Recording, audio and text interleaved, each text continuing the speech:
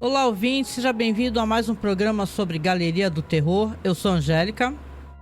E eu sou o Marcos. Hoje, né, Marcos, vamos falar aí sobre um episódio com 3 segmentos. Sim. Tem um pequenininho no final aí, o inefável gag, né? Mas é um Uhum. episódio que, por exemplo, vai ter coisa do Lovecraft, né, e tal, e maquiagens bem interessantes, né? Sim, sim, vai ter. Vamos ter bastante coisa para falar aqui, curioso, né? Sobre o. Exatamente. E o segundo episódio também, vai ter episódio com o roteiro do Rod Serling. Isso, vai ter sim. E o primeiro segmento se chama Modelo de Pickman. O segundo é O Querido Defunto, por tradução livre. E o terceiro, que é Uhum. a gag, é um ato de cavalheirismo. Sim, Então, primeiro segmento aí, que é do Lovecraft, e a direção do Jack Laird, né? exatamente. Direção do Jack Laird e roteiro do Alvin Sapinsley. Saúde! E. Sim. O Alvin Sapsley, nós já falamos, né? E vamos talvez voltar a falar ainda porque ele foi roteirista de 6 segmentos da Galeria do Terror. Entre eles o Tia Ada, que eu sei que você gosta bastante, né? Gosto. E já tínhamos falado dele, roteirista de longo, né, de bastante experiência na TV, escreveu roteiro para séries como Tales of Tomorrow, Suspense, escreveu teledrama. O HP Lovecraft nós não vamos precisar entrar muito, né? Aquele escritor americano, né, Uhum. contemporâneo ali, final do século XIX, início do século XX, basicamente o cara que é junto com a Edgar Allan Poe, é o start ali da literatura de terror americana, é o pai de todo mundo, né? Pô, é um pai meio, É né? um pai meio safado, né? É, um pai meio com péssimos hábitos, mas é o pai de todo mundo, né? Inclusive, eu tava lendo o conto, né? É um conto absolutamente sensacional. É aqueles contos que quando você termina, você fala assim, é a perfeição em forma de conto de terror. É a perfeição. Você fala, não trocava uma palavra. E você vai lendo e você fala assim, gente, parece Stephen King. Mas não é que parece, na verdade, se você vê que todos os elementos que escritores como Stephen King foram trabalhar no terror já estavam lá no Lovecraft, né? Não é à toa Sim. que eles gostam tanto, né? Mas tem muitas diferenças do conto pro episódio, né? Ah, Enfim. legal. Muito bom. Quer aproveitar aqui o nosso início para falar um pouquinho sobre. Falamos já do Lovecraft, né? Falamos que é um conto. E quer falar alguma coisa do elenco, ou direção, ou a gente já parte pro episódio? Então, vamos pra sinopse do episódio? Sim. O episódio começa com dois caras, eles estão conversando, né? São dois artistas. Um deles alugou para seu ateliê dele um local que, na verdade, uma espécie de casa que teria sido, dizem, né? Poderia ter sido o ateliê de um famoso pintor que era o Pickman. E eles estão ali comentando e tudo mais, e eles acabam achando num armário ali, perto da janela, um quadro. E esse quadro poderia ter sido, provavelmente foi pelo estilo, pelo jeito do quadro, né? Poderia ter sido desse pintor, o Richard Upton Pickman. Uhum. Que aliás é o quadro que aparece ali o Rod Serling apresentando, inclusive, né? Isso, sim. E nós vamos ser transportados no tempo, quando Pickman ainda estava vivo, muitas décadas antes, e ele dava aulas numa escola de pintura, só que como as pinturas dele eram pinturas muito estranhas, muito aberrantes, envolvendo criaturas monstruosas, e ele tinha um jeito bastante excêntrico, né? Ele acaba sendo demitido. Porém, uma certa estudante, que é extremamente fascinada pela obra dele, vai segui-lo porque ela quer muito, muito um dia chegar a ir até o ateliê dele e saber que incríveis quadros tem lá, até porque falam tem um boato ali de que ele tá trabalhando numa série de quadros mais aberrantes que já foram pintados, né? Em solo americano. Não, e aí antes dele ser demitido, né? Porque ele tá ensinando lá pras moçoilas lá na escola, mostrando essas imagens bizarras, e aí a diretora vai lá e fala que os pais estão reclamando, né? Ele conversa um pouco com a menina, ele tem uma conversa ali sobre percepção, né? Sobre você pinta o que você vê, né? E tem uma hora que ela pinta ele, e pinta flores murchas, aí ela fala que ela é as flores murchas, né? E tal, né? Uhum. Exatamente. Esse cara, o personagem, o Richard Pickman, ele é vivido por um ator chamado Bradford Dillman. O Bradford Dillman, talvez você tenha assistido o filme do São Francisco de Assis. O filme de 61 Irmão do Michael Sol, Curtis. Irmã Lua, é esse? Não, é um outro que chama São Francisco de Assis mesmo. Não vi. E ele fez o papel de Francisco de Assis no filme do Michael Curtis, nos anos 60. Uhum. Fora isso, ele participou do Fuga do Planeta dos Macacos, né? A gente falou muito aqui do Jeannot Suzark, né? O cara que dirigiu vários e vários episódios do Galeria do Terror. O Jeannot Suzark, ele tem um filme chamado Praga Infernal. O filme é um filme de terror B, no qual baratas incendiárias... Sim, baratas incendiárias. Nossa, eu já tenho medo de barata, imagina incendiária. Baratas incendiárias, elas estão tocando terror, e o nosso amigo Bradford Dillman também está nesse filme do Jeannot Suzark. Quem tiver curiosidade, procure, né? Fora isso, ele também participou de séries aí, por exemplo, Dr. Kildare. Ele participou de uma série que não foi exibida no Brasil, chamada Court Martial, que era uma série sobre o pessoal que presidia cortes marciais durante a Segunda Guerra Mundial, enfim. Um ator aí bastante competente, e ele tá bem nesse papel, porque esse personagem é bastante neurastênico, né? Uhum. A gente vai ter também quem faz a aluna que é fascinada pelo professor e pintor, pelo Pickman, a aluna que chama Mavis Goldsmith, né? É vivida pelo Louise Sorrell. Ela participou de 2 episódios aqui do Galeria do Terror, e ela também participou de séries, né? Kojak, Hulk, As Panteras, e ela também participou durante muito tempo de 2 novelas americanas, o Santa Bárbara e o Dias das Nossas Vidas, que não foram exibidas no Brasil, então, mas a gente já falou desse Dias das Nossas Vidas porque vários atores que participaram de Galeria do Terror e outras séries que a gente comenta, né? Inclusive Além da Imaginação, participaram dessa novela, né? Verdade. Uhum. E é isso, são os 2 atores principais do episódio. E você, o que você achou do episódio? Olha, esse primeiro segmento aqui é o meu favorito do episódio, tá? Apesar, a gente fala apesar, né? Mas é a direção do Jack Laird, né? E como ele é o cara das gags e showrunner, a gente fica realmente um tanto quanto tenso, né? De ver ele na direção, né? Mas é interessante que dessa vez eu preferi, por sinal, o segmento que a direção do Jack Laird, o roteiro não é do Rod Serling. Não é que seja ruim o roteiro do Rod Serling, mas eu achei essa ambientação, sabe, numa outra época e tal, essa coisa lúgubre, que tem muito... vamos colocar assim, tem muito a ver de ser legal por ser do Lovecraft, né? Porque ele é muito engenhoso com as palavras, né? No conto, por sinal... Tu até tava falando, o conto é muito uma pessoa só, na verdade, contando uma história, né?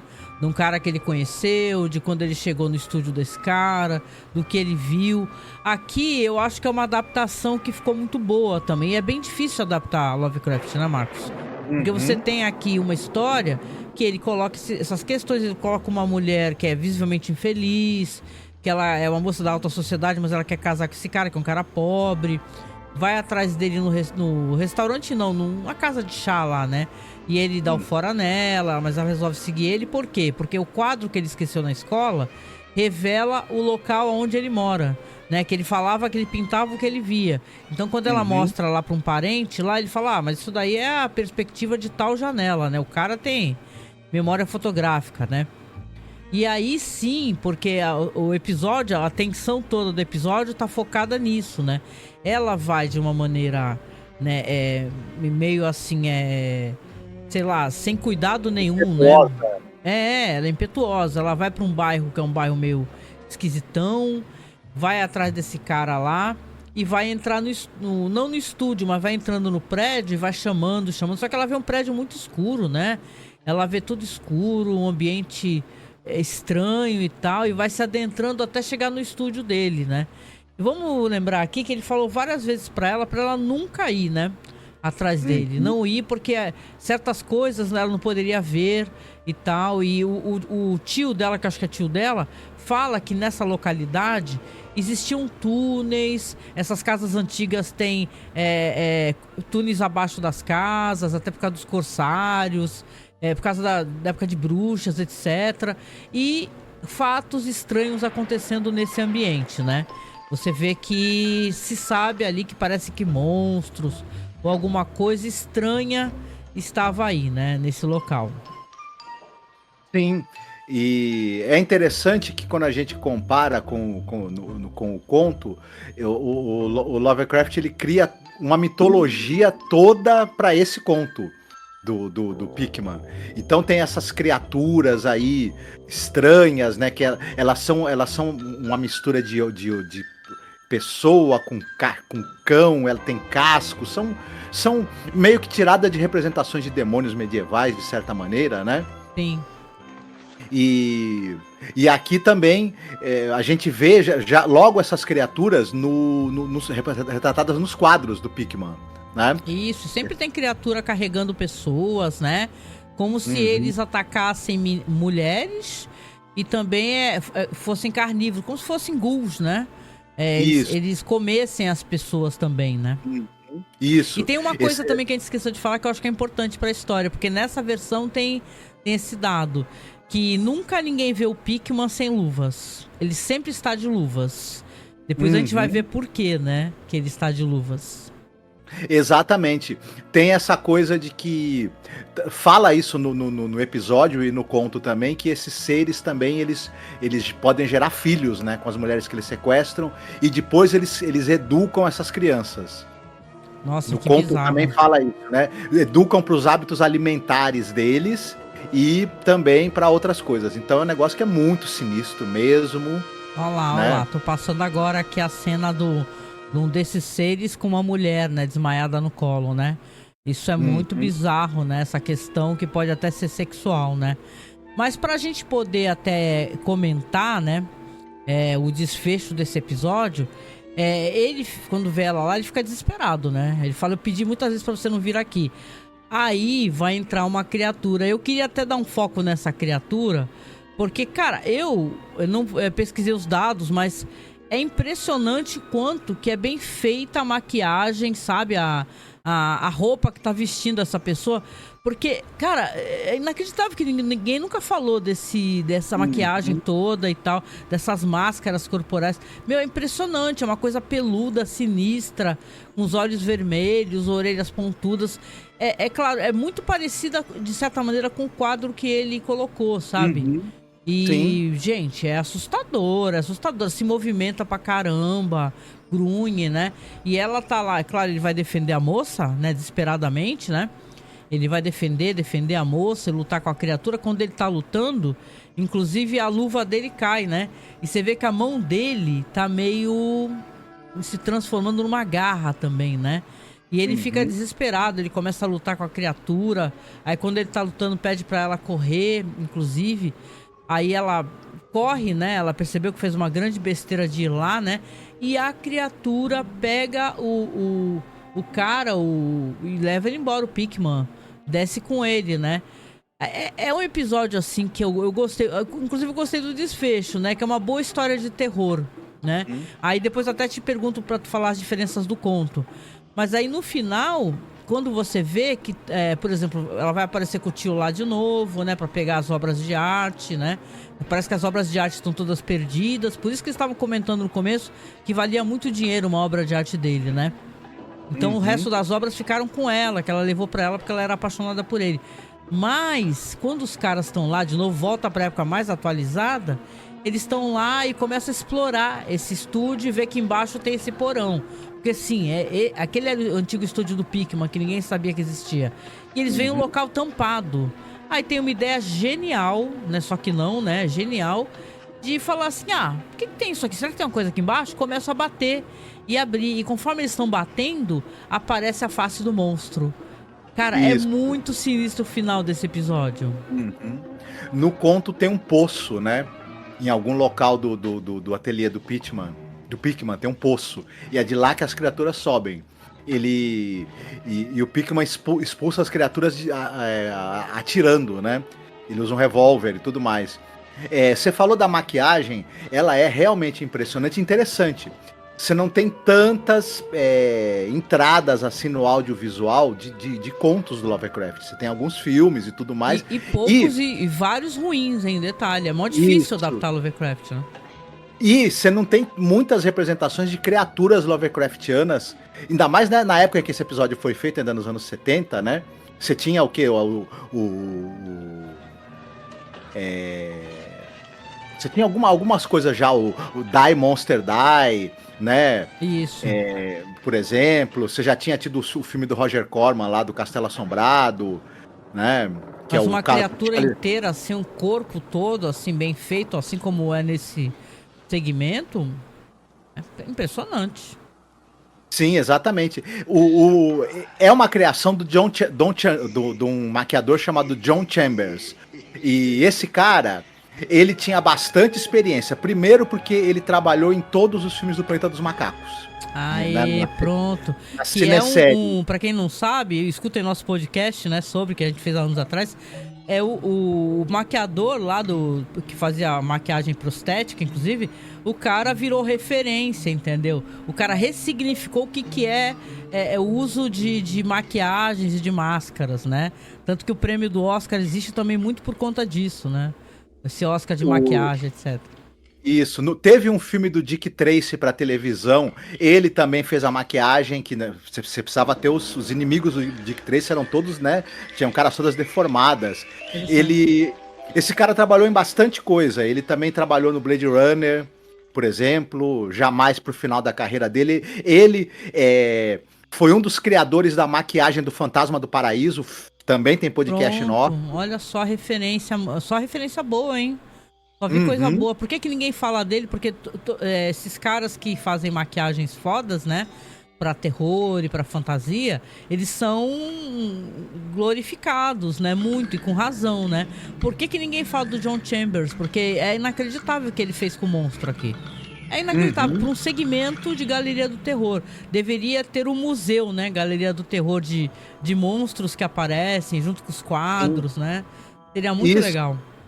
De todas as representações de criaturas ou monstros aí que teve até agora na série, essa é de longe a mais legal, né? A mais interessante, assim. Eu achei fantástica. Tanto que eu falei, caraca, pra mim esse episódio é mais significante devido a esse cuidado, a reconstrução de época, os diálogos e tal. Sim, tem a ver com o teu Lovecraft, que é fascinante. Mas eu gostei mais desse episódio, inclusive, né? Sim, você falou bem, esse episódio acabou gastando um pouco mais com a reconstituição também. Ele é todo muito bem produzido, pros padrões, obviamente, né? E pro orçamento que a gente espera da série, que a gente já viu em episódios anteriores dessa mesma série.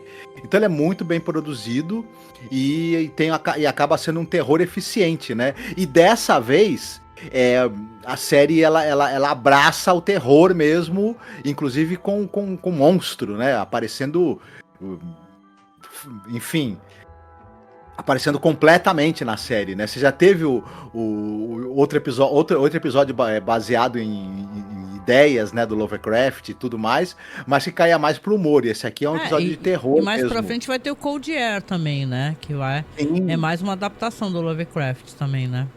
Mas e referente ao conto, assim, tu gostou da adaptação? Tu vê ela como uma boa adaptação? Sim, uma adaptação interessante. Ele muda bastante, ele cria esse personagem da moça, né, que é a pintora, né? Porque no conto, na verdade, é um cara que esteve no ateliê do Pickman contando para um amigo os horrores que ele viu lá, o que ele acha que viu. né? Porque ele acaba descrevendo as coisas assim. Eu achei engraçado que o cara no conto fala que nem no porão ele desce. Ele não desce nem no porão mais. Ele não vê, no conto, ele não vê o monstro. É.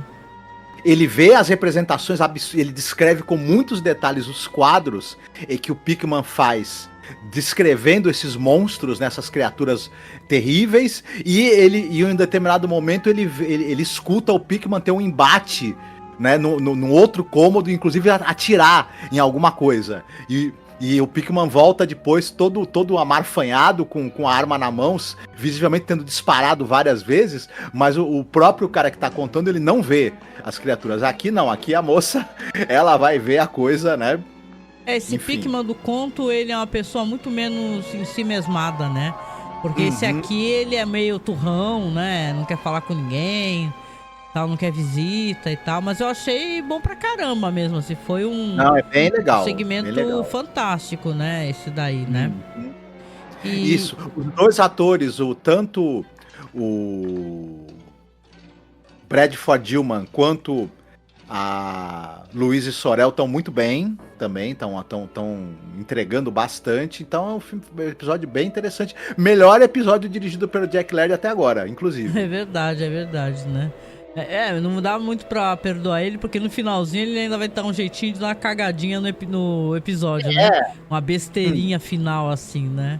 Não tem nem a desculpa de ser subida de pano, porque é a última coisa que passa no episódio, né?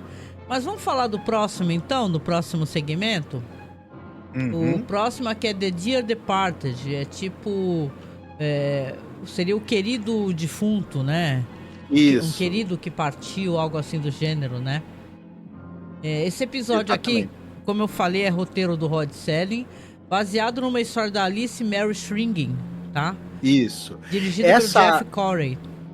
Isso, a Alice Mary Shringing, ela é uma escritora que ela publicava contos fantásticos na Weird Tales. E foi lá, provavelmente, que o Rod Selling conheceu o trabalho dela. Depois, nas coletâneas que foram editadas em livro das histórias da Weird Tales, ela está presente em várias dessas coletâneas. Então, ela foi uma escritora que que fez algum sucesso, um relativo sucesso, já na revista Weird Tales, quando ela teve suas histórias publicadas. Legal, né? Mais uma escritora, né? Legal. Isso. Quando foi publicada uma coletânea de contos de antecipação, né, e outra de contos de crianças fantásticas, ambos dessas coletâneas que foram publicadas de contos da Weird Tales tinham contos dela. Enfim. Legal, muito bom. Como eu falei, a direção do Jeff Corey, a gente também vai ter aqui o Steve Lawrence como Mark Bennett, né? A Maureen Arthur como Angela Casey. O elenco principal, né? O Harvey Lambick como Joey Casey, né?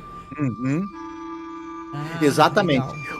Esse diretor, o Jeff Corey, na verdade, a gente já falou dele. Talvez quando a gente for falar do último episódio dirigido por ele na Galeria do Terror, eu até fale um pouquinho mais da carreira dele. Ele era basicamente ator. Ele tem, entre filmes e episódios de TV, ele tem mais de 240 títulos no currículo, uma carreira de mais de 60 anos. Olha, legal. Ele se animou a dirigir uma ou outra coisa. E onde ele dirigiu mais, a gente já falou isso, foi em Galeria do Terror. Ele dirigiu 9 segmentos aqui. Ele resolveu, né, experimentar a direção mesmo. Legal. Enfim, ele é um cara que ele tá... em filmes muito... Ele tem uma carreira longa, mas ele tá em filmes famosos aí, né? Ele tá em A Sangue Frio, do Richard Brooks, no Pequeno Grande Homem, enfim, em muitos filmes. E é isso. E agora, você quer fazer a sinopse? Depois a gente fala do restante do elenco. Eu faço sim. Deixa eu rolar as cenas aqui pra vocês aqui. E aí, enquanto eu faço a sinopse, vai passando as cenas também. Deixa eu colocar aqui no comecinho. Bom, que estão vendo, né? Aqui o Mark Bennett é um vigarista, né? E diz que é um vigarista tipo de circo, né? Aí ele tá fazendo ali uma sessão, você vê com um monte de gente ali, e é uma sessão invocando o espírito, né? Aí uma sessão, vem espírito abençoado, aí pá, começa a descer o pandeiro, taca, taca, taca, taca, taca. Nunca entendi qual é que é o lance do pandeiro, o espírito é de escola de samba, o que é, de banda marcial, mas de qualquer maneira... ele chama Mark Bennett o cara, mas ele usa, como médium, ele usa o nome de Radha Hamad. Radha Hamad, a cara de pau, né, do Radha Hamad aí. Pode falar que ele é indiano, deve ser isso, né? Meio estereótipo aí, indiano toca pandeiro, deve ser isso, né? Indiano loiro. Meu Deus. Aí ele, tipo, né, tá lá, desce o pandeiro, aí taca, e o pandeiro pá. Aí ele fala, fale fulano, aí vem uma cabeça voando. Eu nunca vi bagulho bem mal feito no mundo, as pessoas são muito otárias, né, meu? Aí vem uma cabeça voando, assim. Aí a mulher começa, filha, volte aqui, minha filha querida. Aí cai um ursinho, pá. Aí a mulher, era da minha filha e tal. E aí levanta da mesa, quebra o vínculo lá do espírita. E pá, e fica muito feliz. E ele fala que estragou tudo e é só golpe. É tudo golpe. Aí ela vai lá depois, né, e fala assim, você me conectou com a minha filha que eu queria ver tanto ela, pega aqui 500 dinheiro, entendeu, pra você. Ele, não, minha senhora, a senhora tá me fazendo algo que eu não posso receber o seu dinheiro, aqui é tudo feito por amor, nada é dinheiro. Aí ela insiste, ele recebe o dinheiro. Pois, quando a galera sai, né, e tal, aí sai dois cupincha dele. Um é o cara que tava fumando charuto e tal, que ele até fica reclamando que o charuto tem um cheiro muito forte. E o outro, do outro lado, da outra cortina, vem a mulher que tava levantando a cordinha com a cabeça, né? E tal. E aí eles ficam lá conversando e tal. E ele fala pro cara, né? Pro coroa, pô, você é maravilhoso, hein? Você é o melhor artista circense que eu já vi. Ele, imagina, não fiz nada demais. Não, você é maravilhoso, você é incrível, você é demais, você é foda. E rasga elogio pro cara, né? E a mulher tá lá, a mulher fica lá só sentada olhando, Aí ele fala, não sei não. Ele fala pro Mark Bennett lá. Peraí. Isso, tá. Fala pro Mark Bennett, que é o cara, né? O indiano loiro. Ele fala assim, olha, não sei não, acho que eu vou seguir a minha vida, eu vou embora com a minha esposa, né? Aí você descobre que a mina loira é a esposa dele. Vou embora com a minha esposa porque não tá dando certo, qualquer hora a gente vai ser descoberto, né? Vai dar mó merda, maluco, que eu vou rodar, na polícia vai pegar a gente vai pegar uma cana aí, né? E tá, aí ele fala, não pode ser, porque sem você eu não sou nada. Nada. Você é o artista mais fantástico do mundo. Eu quero você ao meu lado pra sempre. Você é sabe, fica aquela puxação de saco do caralho. Eu quero, caraca, se tu gosta tanto de mim, porra, aí eu fico contigo. Te adoro, te amo e tal. E se abraçam e tal. E ele sai todo feliz, né? Quando ele vira as costas, o que acontece, Marcos? Ele vai lá abraçar a mulher do cara lá. Porque realmente ele tinha rolo com a mulher do cara. E ela começa a falar assim, Mark, eu não sei o que fazer. Ele está desconfiando da gente. Eu sei que ele sabe. Entendeu? Ele é um homem muito inteligente. Ele é muito sagaz. A gente tá ferrado. E tal. Não, mas é isso mesmo, né? E fica aquele drama assim. Vamos fugir juntos. Vamos embora. O mundo nos odeia e tal. O mundo odeia-me, que nem aquele filme lá, né? Que botaram aquele título. E lá dá beijo, dá abraço. E mete corno no colega. Mó amiguinho fura-olho do caraca. Exatamente. E é isso, fica nesse pé, né? O cara foi muito glorificado, tá muito feliz, tá muito contente. Eles estão ali se beijando, ela achando que qualquer hora eles vão rodar, né? Engraçado que o cara tá achando que vai rodar porque a polícia vai pegar porque eles são trambiqueiro. E ela tá achando que os dois vão rodar porque o marido dela não é otário, né? Aí Isso. quando eles estão depois no restaurante, aí estão lá comendo, lá o cara tá super feliz, ela com aquela cara feia. Aí o cara fala, o bigode que tem corno. Vamos dar um rolê aí e tal. Eu tô mó afim de sair, pegar um cinema. Vamos aí.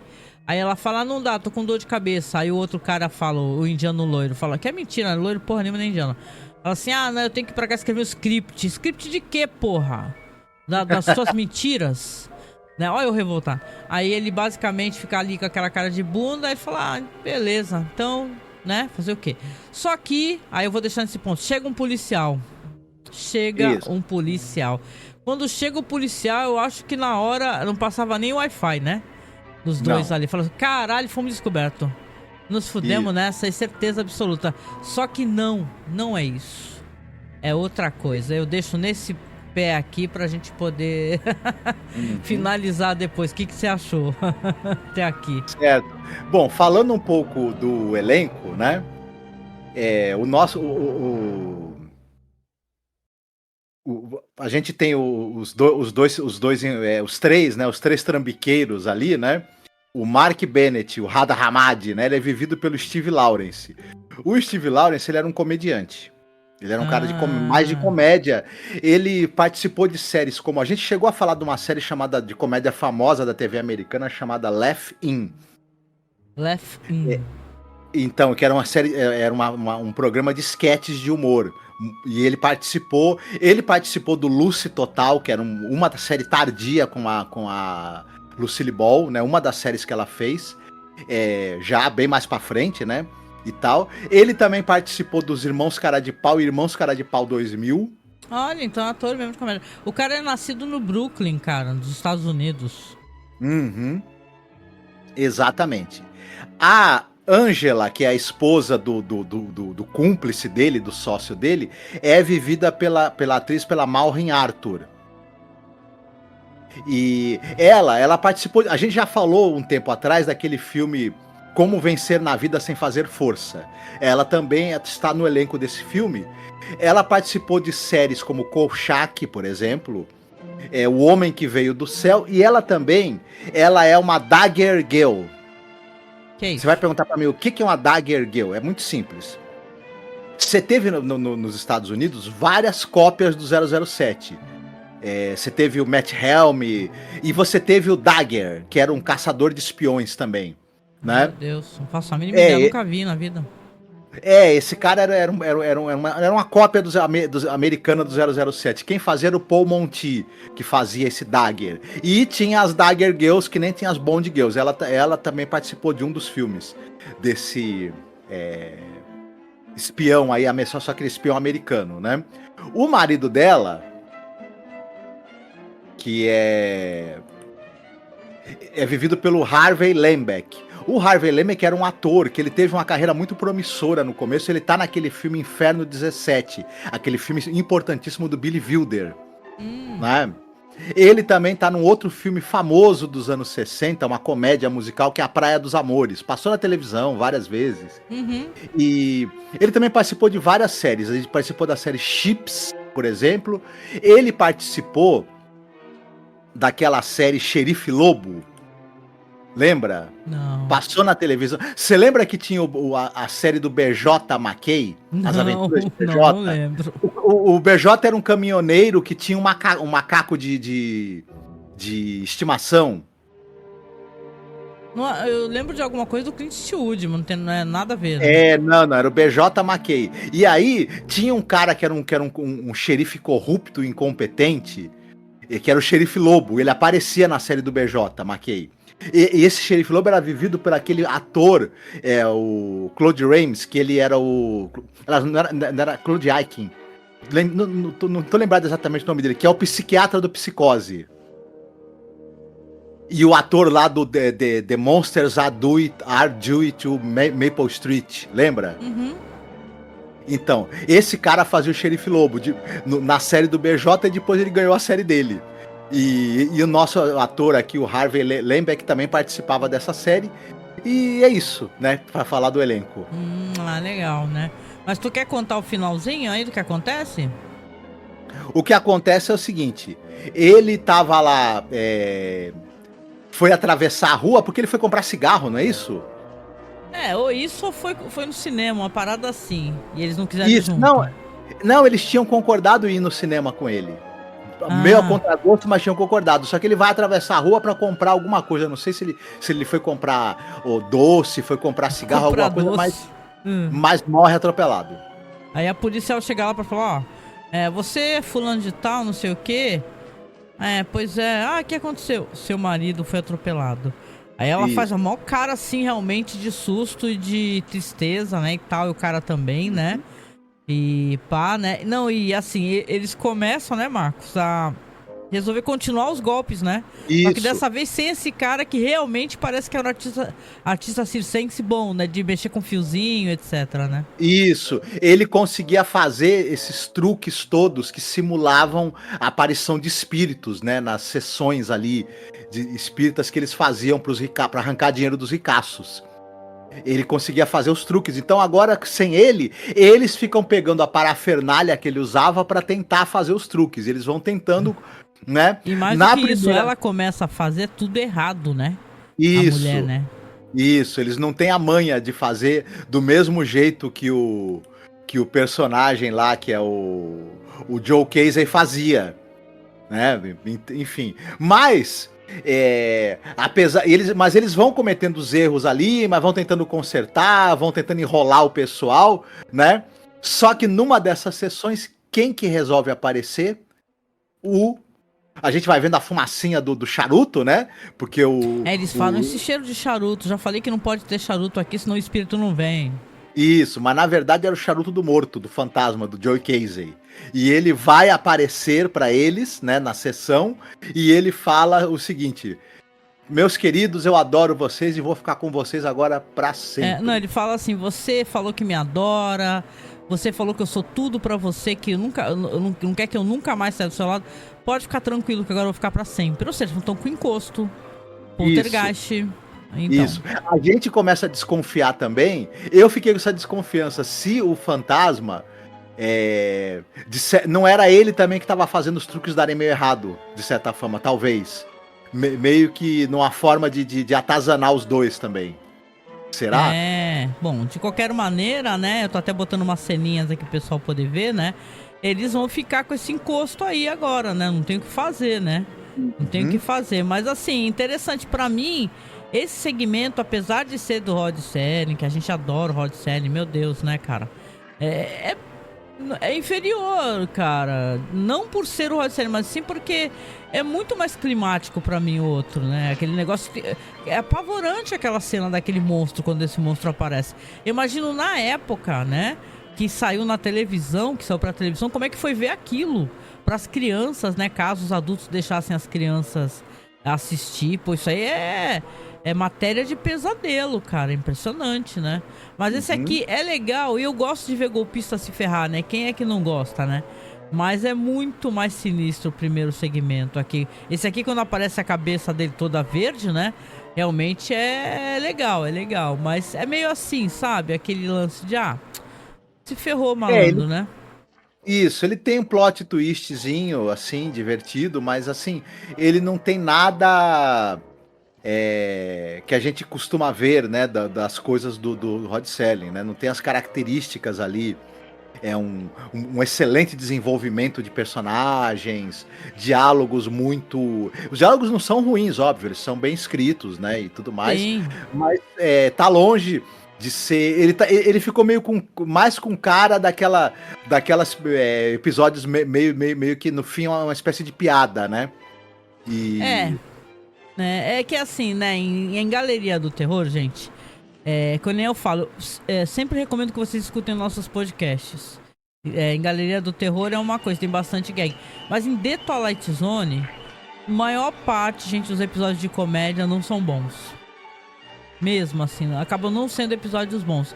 Não importa quem escreva, sabe? Costumam não dar certo. Ou as piadinhas acabam meio bobinhas, meio bobocas e tal. Então eu acho que Galeria do Terror... Quando quer ser engraçada, também acho que sofre do mesmo problema, sabe? Tem essa impressão. Uhum. Sim, de certa maneira, eu acho que sim. Enfim, é isso. Mas, de qualquer maneira, é um episódio interessante. Né? Interessante. Nós vamos concluir agora, porque não adianta, né? Fugir. Tem piadinha no final, tem gagzinha no final. Tem piadoca, gente. A piadoca é muito boba ainda por cima, né? Dá vontade de muito passar batido nisso, gente. Deixa eu colocar aqui, ó. Aqui você vai ter, nesse último segmento, que ele é muito pequeno, não tem nem 5 minutos. Elevador cheio de gente, os caras todos lá, entra uma mina lá loira e tal. Aí está lá descendo aparentemente o elevador, né? Aí tem uma figura alta, super alta, que dá pra ver que é um cara ali embaixo, né, com uma cabeça por cima, né? Tipo, pra ficar mais alto, né? Aí o cara vira, é uma caveira. A caveira, meu Deus. Aí o cara ao lado dele dá um toque nele, que a caveira tá com chapéu, e fala assim, falta educação, hein, ficar de chapéu ali, tem uma dama ali, né? Tá todo mundo sem chapéu, pô, tira o chapéu. Aí ele olha pro lado, depois olha pra mina e vai tirar a cabeça toda com o chapéu. Ha, ha, ha, ha, ha, ha, ha. Ai, meu Deus, que engraçado. Não é engraçado. Não é engraçado. E poderia ter ficado sem essa besteira aí, entendeu? No final, de 2 segmentos legais até, pô. Sabe? O episódio não precisa ser lembrado por essa idiotice.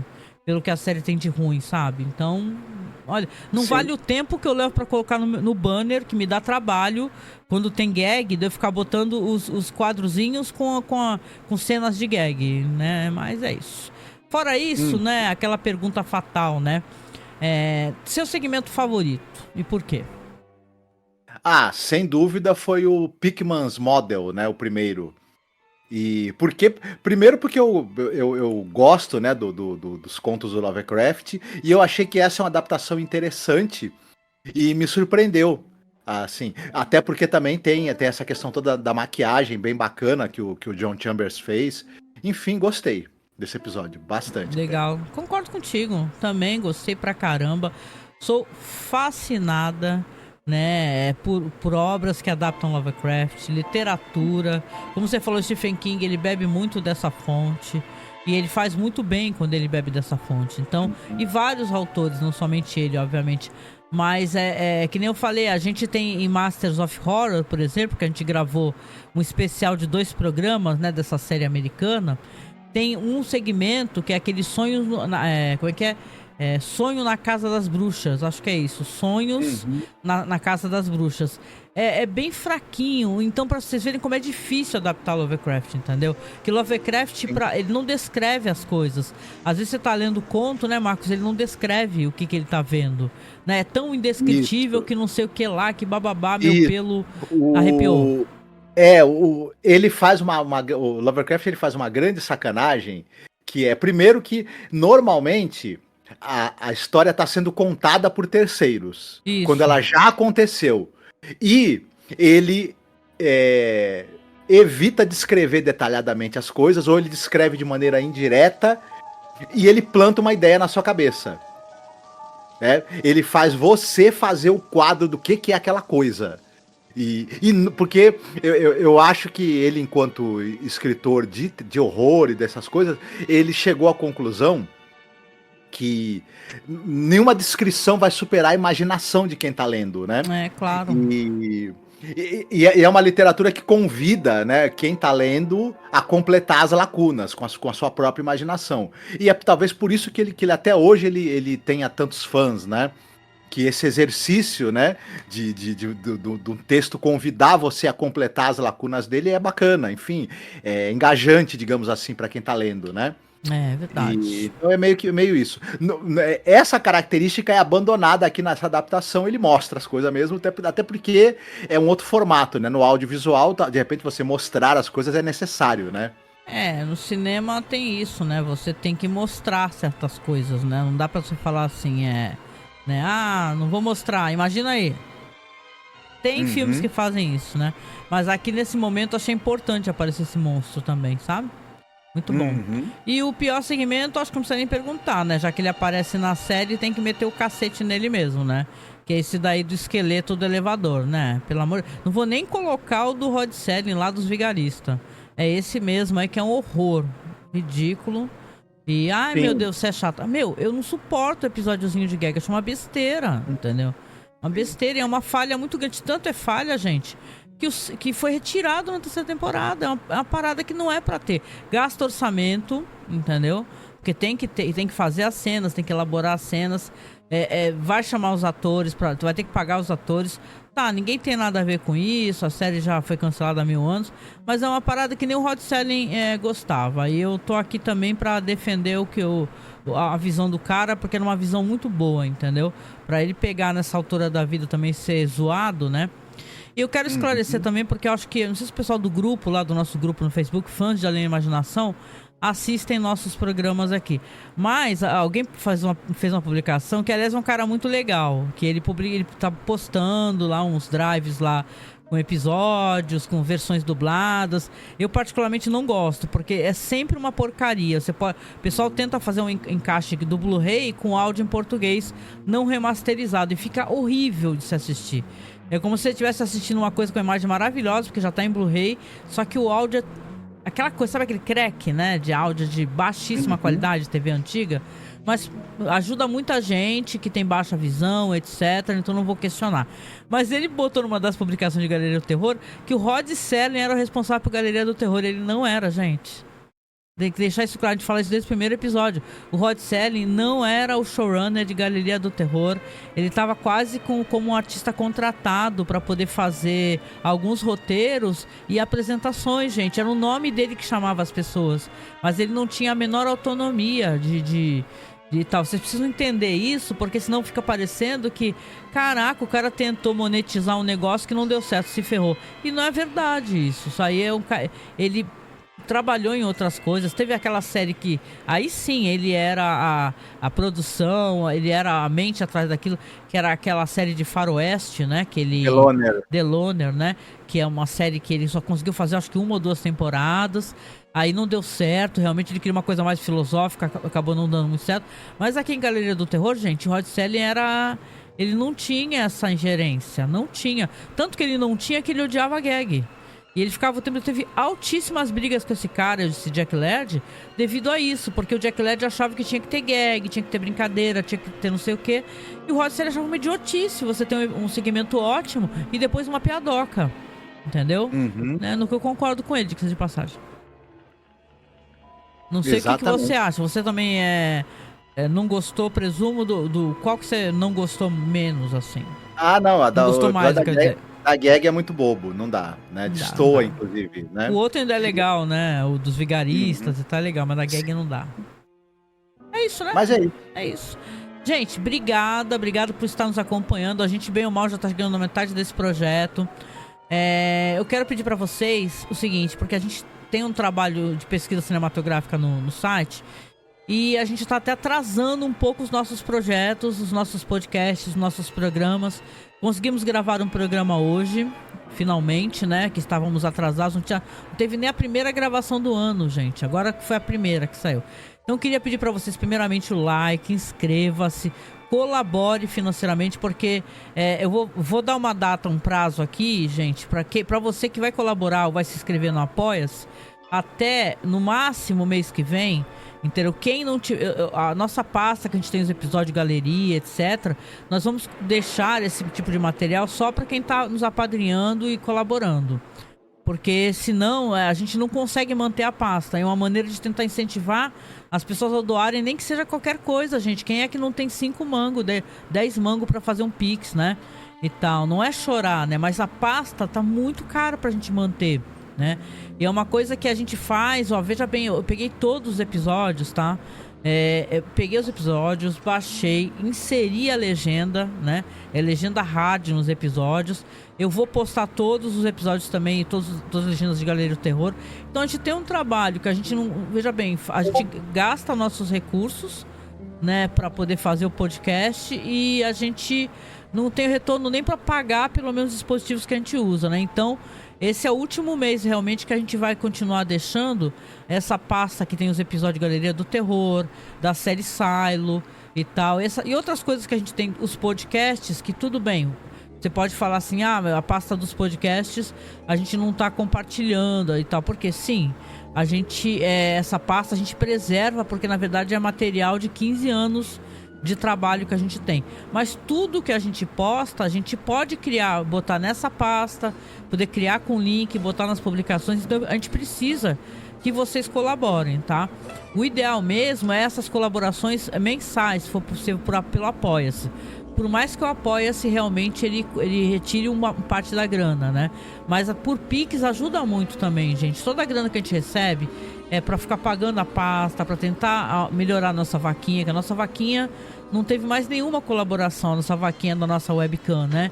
Então, por mais que as pessoas gostem da gente, falam que gostam da gente, a maneira que vocês têm de mostrar também pra gente como vocês nos valorizam é nos ajudar a nos manter aqui online, gente, porque sem isso a gente não vai conseguir fazer, entendeu? A gente tem muita coisa para entregar, muita pesquisa, muito podcast, muito programa, mas a gente precisa de ajuda, entendeu? E agora, de uns tempos pra cá mais pra frente, tá sendo cada vez mais difícil a gente conseguir sentar pra gravar, né? Então a gente tá gravando às vezes no domingo à noite, né? Nossa folga e tal, pra poder editar e lançar segunda-feira de manhã. A gente precisa da sua ajuda, entendeu? Uma maneira de você nos ajudar é colaborando e nos apoiando, tá? Nosso Pix é apoiomasmorra@gmail.com. E o Apoia-se, o link também está aí abaixo, tá? O Apoia-se parece que é super fácil, é só você colocar no cartão e tal. Você pode doar 5, 10, 15, 20, o que você puder. Você doando nos ajuda muito e mais pra frente você garante também que você tem acesso a esses conteúdos que a gente tem na nossa pasta do OneDrive, tá bom? É isso, né, Marcos? Então, beijo pra vocês, ótima semana. Nos encontramos aí ainda essa semana para mais um episódio de Galeria do Terror, né? Isso. Fiquem todos muitíssimo bem. Cuidem-se e em breve estamos de volta. Beijinho. Tchau, tchau.